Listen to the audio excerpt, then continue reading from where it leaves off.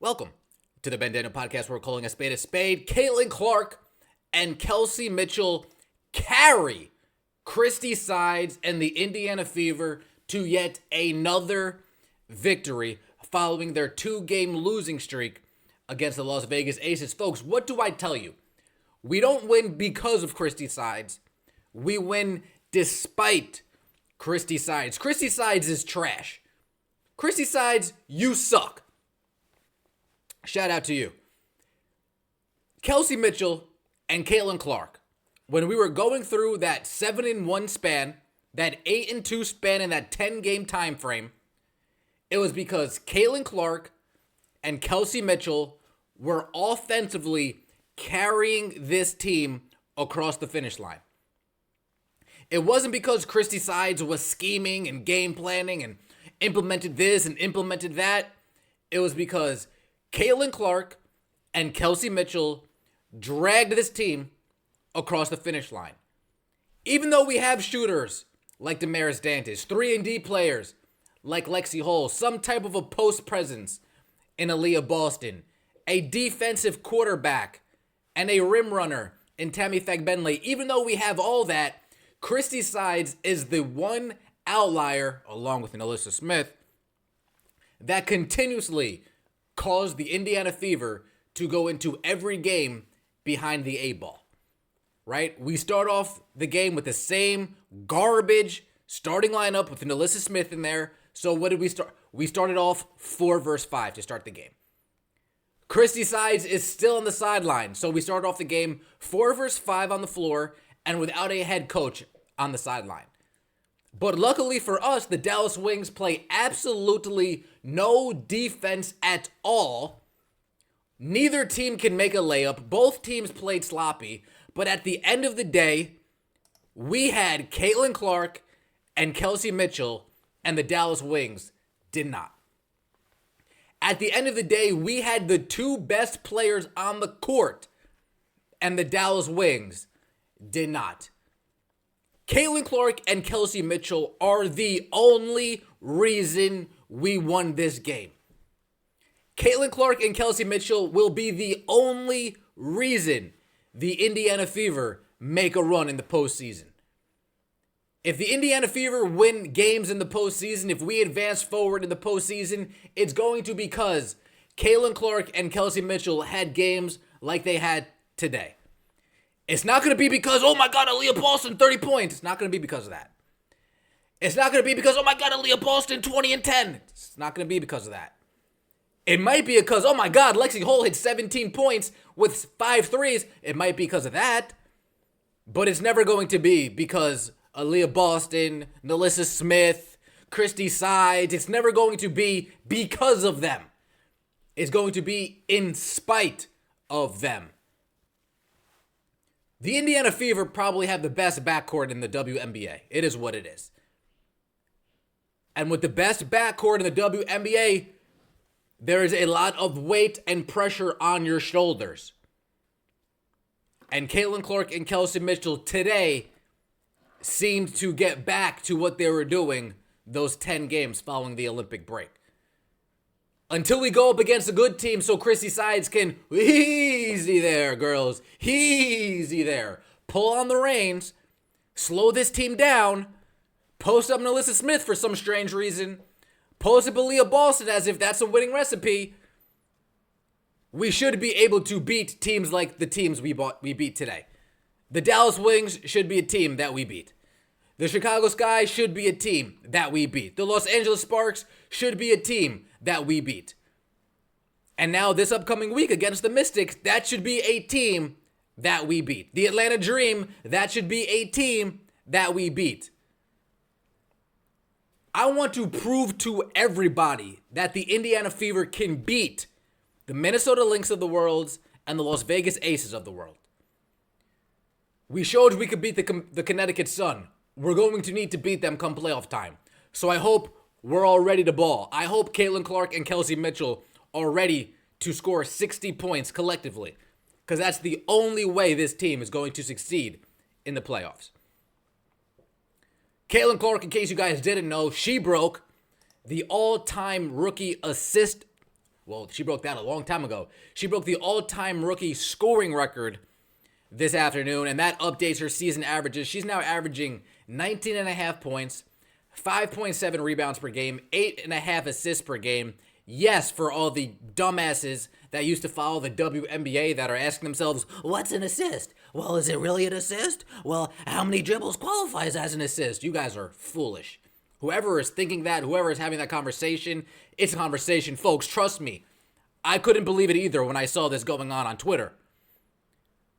Well, some of Caitlin Clark's assists aren't really assists because the player took more than a dribble. Those people are idiots. But let's get back, right? Caitlin Clark now has the most 30-point games in a rookie season.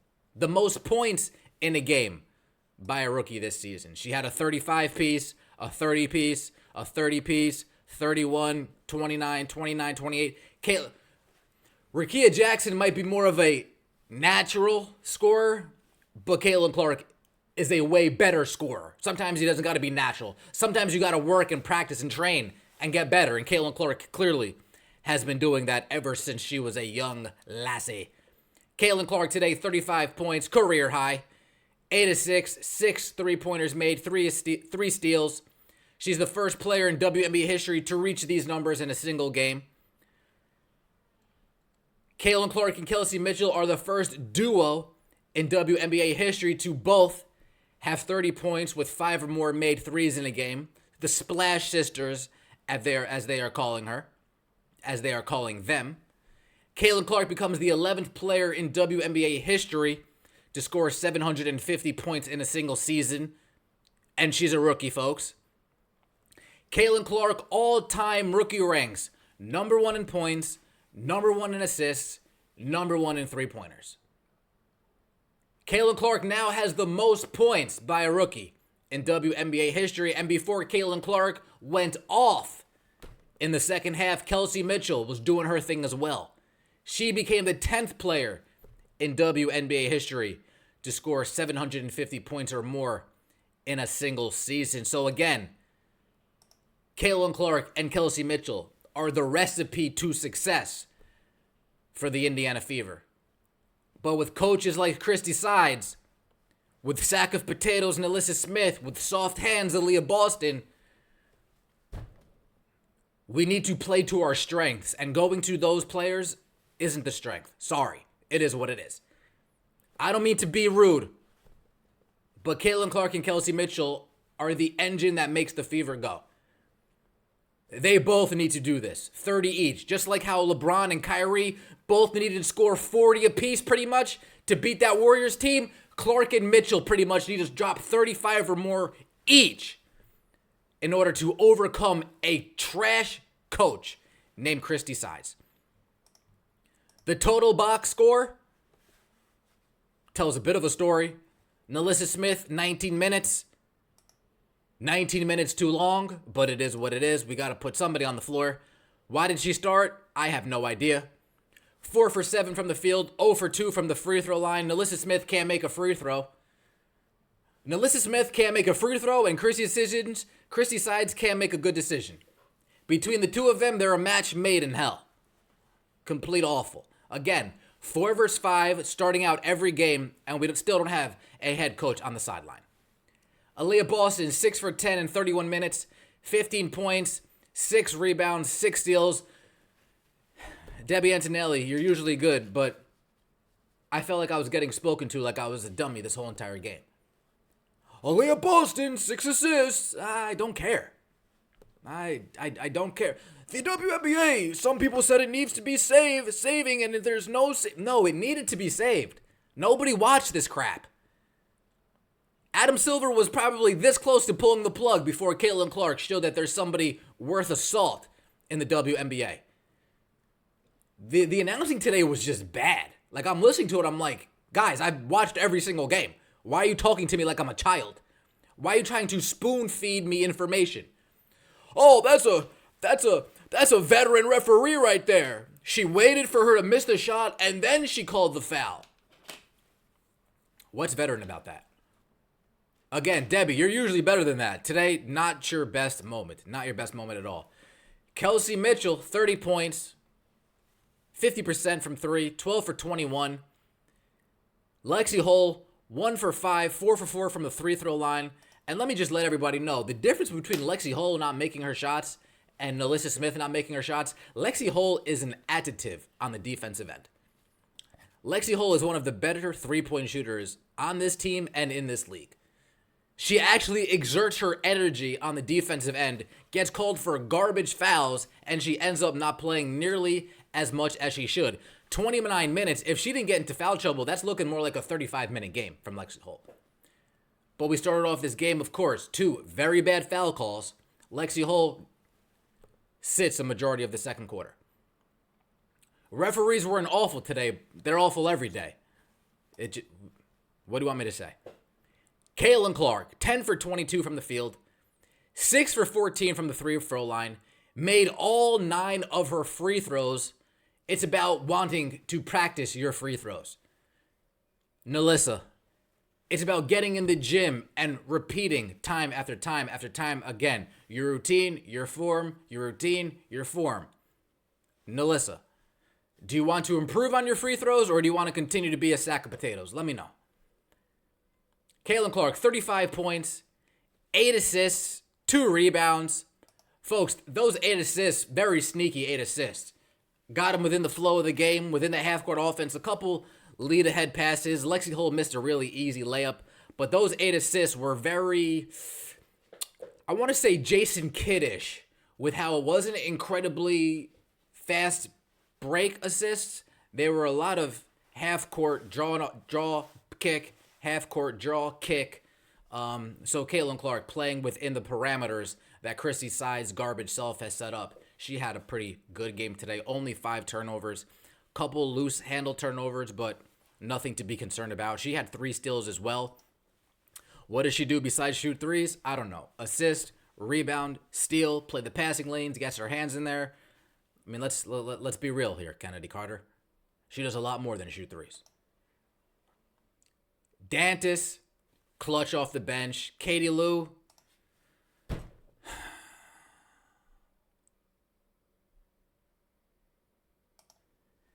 Temi Fagbenle, an anchor on the defensive end. She had 18 minutes, folks. I would like to see that a little bit more at 25 minutes. Nalissa Smith comes down 15 minutes a game for Nalissa. Temi comes up 25 to 28 minutes a game for Temi Fagbenle. Then maybe I'll start having confidence in just the 5 on the court to overcome the coaching woes. We need to have our 5 best players on the court in order to overcome the coaching woes. Riding through the 6 with my woes. And Chrissy Sides is the Indiana Fever's biggest woe.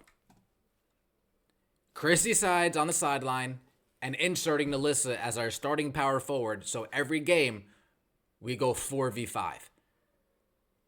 We need to rotate faster on the defensive end because we have a liability. We need to force feed her the ball on the offensive end because we have a liability.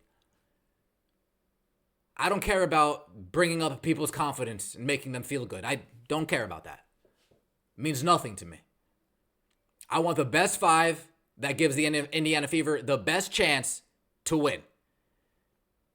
And Temi Fagbenle, Aaliyah Boston, Lexi Hull, Kelsey Mitchell, and Caitlin Clark, that is the Indiana Fever's best 5. With Dantis being the first one off the bench, followed by Wheeler being the second one off the bench, followed by Smith being the third one off the bench. That is the only way this team will succeed come playoff time. Folks, quick little review. I appreciate everybody who came out in the venue today. Appreciate that very much. 300 people live in the venue. A couple listeners made their way, found the venue. So salute to everybody. First time coming in, grabbing yourself a seat, grabbing yourself a hot dog, a soda, couple adult beverages, a cup of coffee, whatever the case may be. I appreciate everybody that comes out and continuously shows support during these Indiana Fever games. And the chat, as always, you guys make it worth it. The chat, it's a safe space, folks. We joke, we kid, we laugh, we curse. We get on Christie's sides. We call a spade a spade. We call it how we see it during the game. The chat's very fun time, so I implore all of you, ask around. Let's try to get in that venue, because come playoff time, it's gonna be rocking. It's gonna be rocking. So salute to everybody, and salute to all the mods in the chat. You guys are really killing it out there. First play of the game, we run to Nalissa Smith. Fourth play of the game, we run it to Nalissa Smith. Starts off 2 for 2 for Nalissa Smith. Great job. Aaliyah Boston had a layup. Awesome.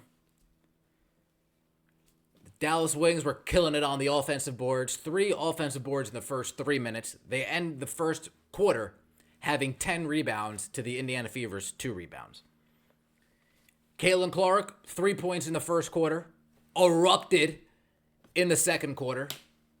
Completely had herself a game, like I said. Really came alive in that second half. Mainly that fourth quarter. Logo 3, Caitlin was back. He checked, Caitlin was back. We saw a couple middies. We saw a floater. Saw layups. I mean, her whole entire package. She really showed all of her, everything in her bag, as the kids like to say it. She really showed everything in her bag today. So Caitlin Clark played well enough where the Indiana Fever can win. Some things to clean up, of course. But we need to get that every quarter, right? And that's an outcome because Chrissy Sides can't coach. That's why Caitlin Clark sometimes seems to be hesitant, lethargic, not as interested. Because, as you saw today, she's not happy with Chrissy Sides, folks. I think we can all come to that point. She doesn't agree with most of the decisions that Chrissy Sides makes. Yet she puts her head down and continues to fight through it. Indiana Fever down 12 early on in this game. But, like I said, they fight, they claw, they make their way back, eventually take the lead. First team to 100 is what they really harped on for this game. And the Indiana Fever were the first team to 100 and ended up winning this game. Again, Caitlin Clark and Kelsey Mitchell, the only reason why the Indiana Fever won this game. Were you guys entertained? Let me know in the comment section below. Did you think that this was sloppy, ugly, dirty basketball, bad basketball, missed layup fest, can't secure a rebound fest? Let me know. But if the Indiana Fever play like they did today in the playoffs, again, if Kelsey Mitchell and Caitlin Clark aren't going to score 35 each, it's going to be a quick exit. Let me know what you think in the comment section below. I appreciate all of the support. Take it easy.